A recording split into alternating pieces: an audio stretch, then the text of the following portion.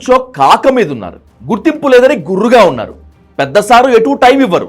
చిన్న సారు ఆయన సర్కిల్ ఆయనదే అన్నట్లుంటారు. మా సంగతి ఏంటనే మంచి ఫైర్ మీద ఉన్న వాళ్ళంతా ఇప్పుడు ఫామ్లోకి వచ్చేశారు.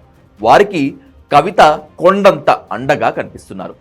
కవితక్కతో ఇప్పటి వరకు ఎలా ఉన్నా ఇప్పుడు మాత్రం మళ్ళీ దొరకదు ఈ ఛాన్స్ అన్నట్లు సోషల్ మీడియాలో చెలరేగిపోతున్నారు. ఒక విధంగా చెప్పాలంటే గులాబీ పార్టీలో అసంతృప్తిగా ఉన్న బ్యాచ్ అంతా ఇప్పుడు కవిత ఎపిసోడ్లో మాత్రం ఫుల్ యాక్టివ్ అయిపోయారు. ఆఖరికి కేటీఆర్ని డైరెక్ట్గా అటాక్ చేసేస్తున్నారు. పార్టీని ఒక్కడి సొత్తా, కవితకు హక్కు లేదా అంటూ కామెంట్లు పెట్టేస్తున్నారు.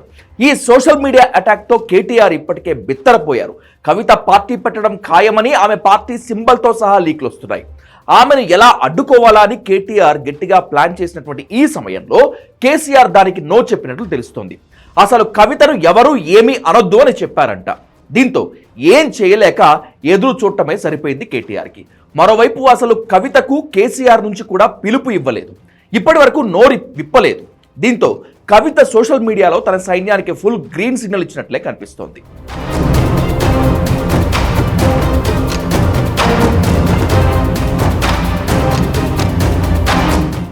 ఈ ఎఫెక్ట్ కాస్త కామెంట్లలో కనిపిస్తోంది. అసలు బీఆర్ఎస్ రెండు వర్గాలు అయినట్లు, ఒకటి కేటీఆర్ గ్రూప్ అయితే మరొకటి కవిత వర్గం అన్నట్లు కామెంట్లు పెడుతున్నారు. ఈ హోల్ ఎపిసోడ్లో సైలెంట్గా ఉంది హరీష్ రావే. కానీ సోషల్ మీడియాలో ఇంత హంగామా నడిపిస్తున్న వారిలో ఆయన వర్గం కూడా ఉందనేటువంటిది టాక్. హరీష్ రావు తెర వెనుక కథ నడిపించి దీని నుంచి తాను కూడా లబ్ధి పొందాలనుకుంటున్నారని చెప్పుకుంటున్నారు. కవిత అమెరికా వెళ్ళక ముందు ఓన్లీ రూమర్, అమెరికాలో ఉండగా లేఖ లీక్ అవడంతో వ్యవహారం ముదిరింది. ఇక అమెరికా నుంచి వచ్చాక చెప్పిన డైలాగులతో ఇక బీఆర్ఎస్ బద్దలవటం ఖాయం అనిపించింది. ఎందుకంటే కేసీఆర్ ఒక్కడే దేవుడు, ఆయన చుట్టూ దెయ్యాలున్నాయని ఆమె వేసిన డైలాగ్ కలకలం రేపింది. కేసీఆర్ గారి చుట్టూ కొన్ని దయ్యాలున్నాయి, వాళ్ళ వల్ల చాలా నష్టం జరుగుతున్నది.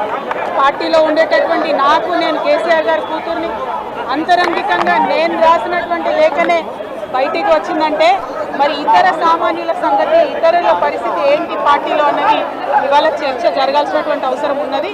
దెయ్యాలు ఎవరనేటువంటిది డౌట్ ఏమీ లేదు. ఖచ్చితంగా అది కేటీఆర్ అని అర్థమైపోయింది.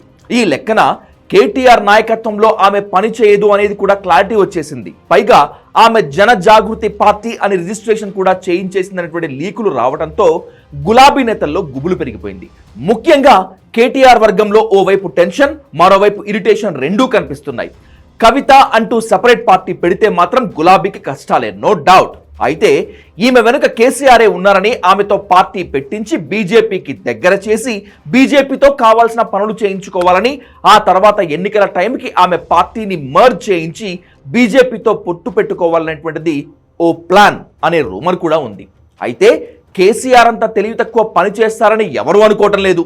కవితతో పార్టీ పెట్టించడం అంటే కొరివితో తలగొక్కోవటమే. ఖచ్చితంగా గులాబీకి డ్యామేజ్ అవుతుంది. కానీ ఎలాంటి వ్యూహం వేసినా పాజిటివ్గా 1% పని కూడా అవ్వదనేటువంటిది పొలిటికల్ వర్గాల మాట.